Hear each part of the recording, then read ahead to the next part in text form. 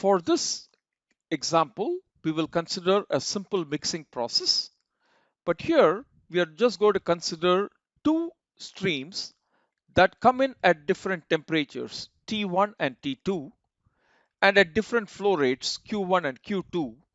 They are mixed in a well-stirred vessel and the product is sent out. So in this particular case, there are no composition related issues, right? The compositions doesn't change. Basically, you can assume that there are two streams of water, right? Stream 1 and stream 2 coming in at different flow rates and at different temperatures. These water streams are mixed and the product is sent out to satisfy a market demand. So it's a very simple system to consider.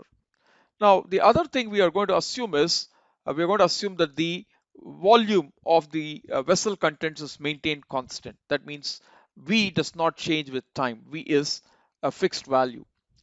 If V is fixed, it means under the assumptions of constant density, the volumetric flow rate in should equal the volumetric flow rate out. We are going to assume constant density again.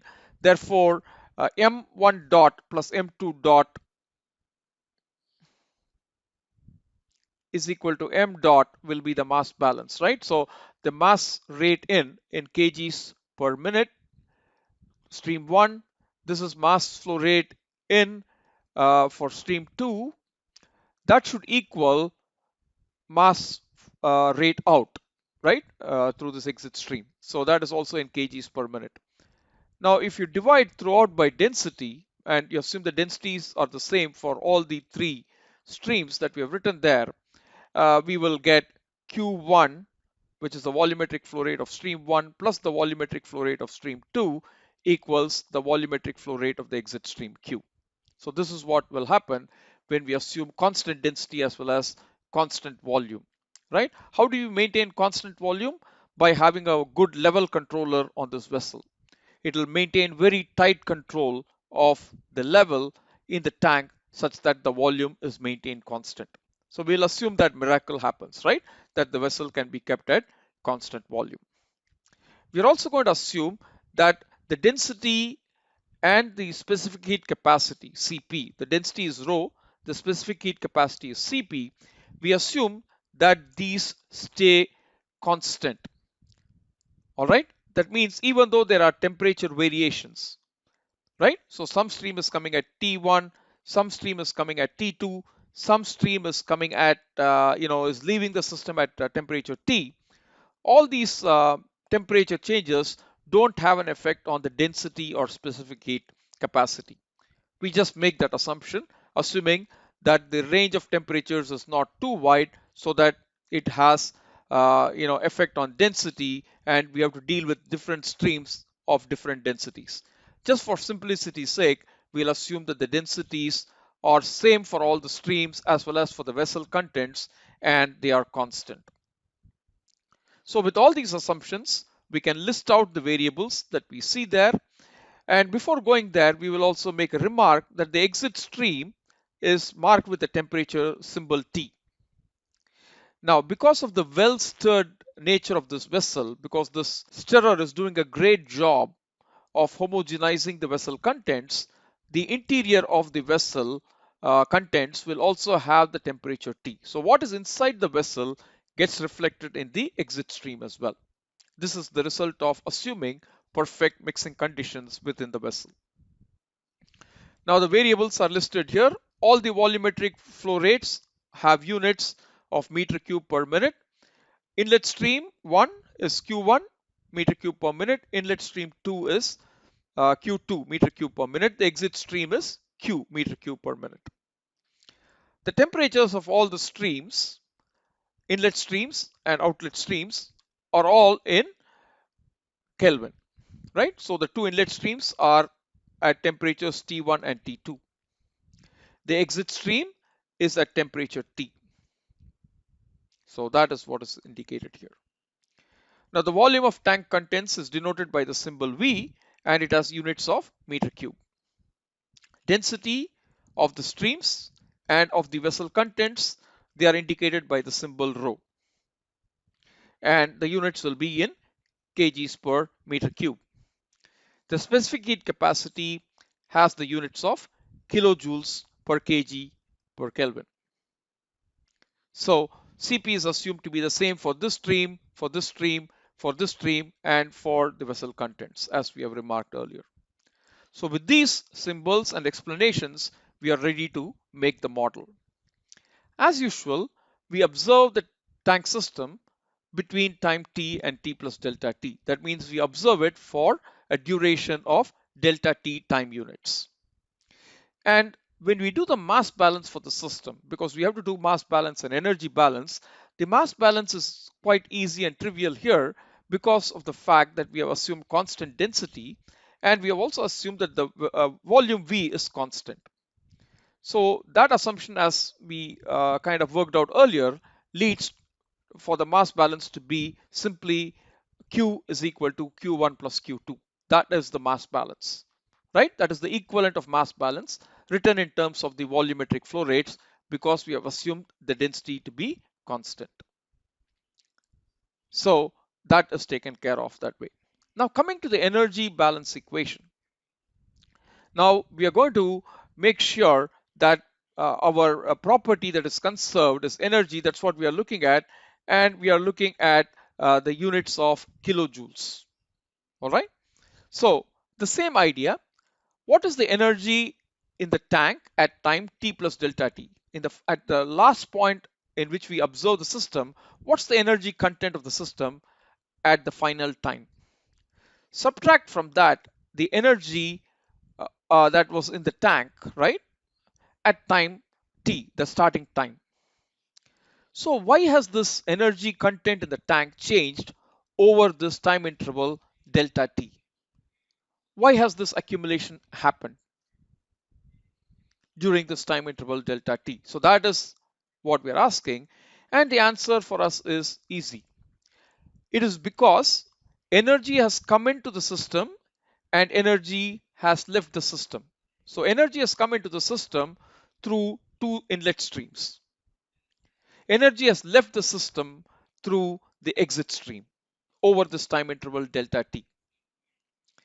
So this imbalance between the energy coming in via the two inlet streams and the energy leaving the system via the exit stream, that has caused a difference in the energy content of the tank between time t plus delta t and t.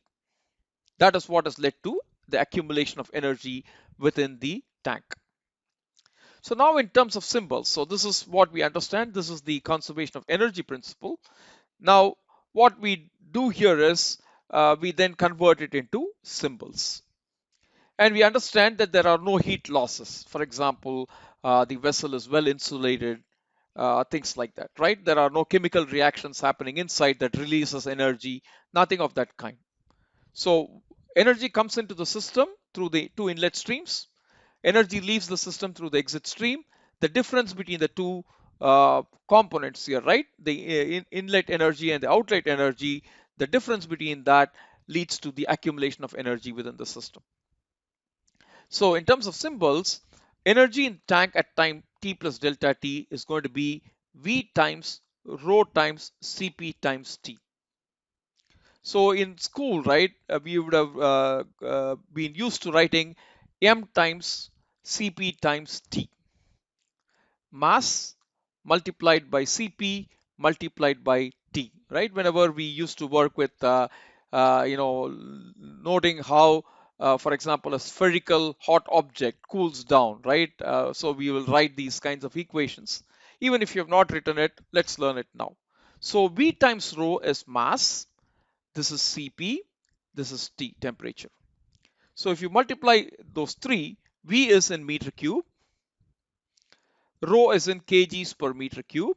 So if you multiply the two, V and rho, you get kgs, the mass. Now Cp has got the units kilojoules per kilogram per Kelvin. That's the units of Cp. You can refer to any thermodynamics book, or you can just look at the table in the previous slide. And T, the temperature, capital T, is in Kelvin. So when you multiply V with rho with Cp with T, you will see that meter cube and meter cube cancel out, kilograms and kilograms cancel out, Kelvin and Kelvin cancel out, leading to kilojoules. So this is the amount of kilojoules. This is the amount of energy in the system at time t plus delta t. The same variable combination evaluated at time t gives you the energy content of the system at time t. Now let's come to the energy that comes in through the inlet streams. So Q1 is the flow rate. This is in meter cube per minute. That's the volumetric flow rate. If you multiply it with rho, which is the density, it's going to be in kgs per meter cube. That if you multiply with Cp, which is going to be in kilojoules per kg Kelvin, and temperature. So the inlet stream 1 comes at a temperature T1. So the unit is K. So if you do this Q rho Cp times T1, the units would be, so this is minute, right? So the units would be meter cube cancels with meter cube, Kelvin with Kelvin, kgs with kg. So you have kilojoules per minute. And the left hand side we have seen is already in kilojoules. So this per minute here has to be nullified. So what I do is I take this and I multiply it with delta t, the duration of time for which this inflow has occurred during the period of observation. So this delta t is going to be in minutes. So when you multiply it with delta t, this minute cancels with this, leaving you with kilojoules. So this is in kilojoules. That's why I say here dimension is kilojoules. So if I clear this, you will see that Q1 rho Cp T1 times delta T has got the dimensions of kilojoules, and that's the amount of energy that has come into the system through stream 1 over this time interval delta T. So as you get more practice in solving problems in this course and in other courses, you will notice that you can write these things quite easily. So whenever we talk about energy, we would look for V rho Cp times T, right? On the left hand side. On the right hand side, you will look at Q rho Cp T times delta T. So these are patterns that you will get used to, and you will be able to write the equations pretty quickly. All right. So the idea is, how do you make use of our previous knowledge and the units that we have assumed in order to assemble an equation which has kilojoules on the left hand side and kilojoules on the right hand side. Okay. Now this one is the energy that comes in to the system through stream 2 over the time interval delta t, exactly like this term. So these are two inlet streams bringing in energy, so we have positive signs for them. Now energy leaves the system, right? So it comes with a negative sign. The exit flow rate, volumetric flow rate is Q, the density is rho, the specific heat capacity is Cp, the exit temperature is T, and then we have multiplication with delta T, like we did for the other two terms on the right hand side. So what you see here is a balance for the system in kilojoules. Now we do the usual thing. We can divide the whole equation by rho Cp, because rho Cp appears in all the terms. So we can divide by rho Cp, and we can also further divide the whole equation by delta T as well. So when we do that, we get this. All right, we get this. So we can easily say Vt at T plus delta T minus Vt evaluated at time t divided by delta t. So I'm cancelling out rho Cp from here with rho Cp on these things. So this is going to be equal to Q1 T1 plus Q2 T2 minus Qt. Then we do the usual trick of saying as delta t tends to 0, this expression will tend to d of v times t by d of time. That is going to be equal to Q1 T1 plus Q2 T2 minus Q1 plus Q2 multiplied by T. All right, because we know Q is nothing but Q1 plus Q2. And since V is constant, we can take V outside the derivative and say V d temperature by d time is going to be equal to whatever is there on the right hand side, and that's what you see here. So this is how you can make a model for the system.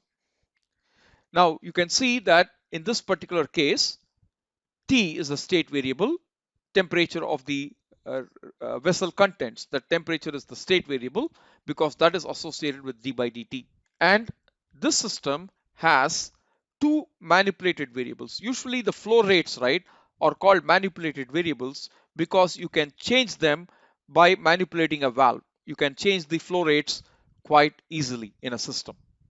Unless it is a wild stream, you can put valves, control valves, and then regulate them so that they are under your control. So they are called manipulated variables because they serve the purpose of you acting on the system to get the state variable to a particular value.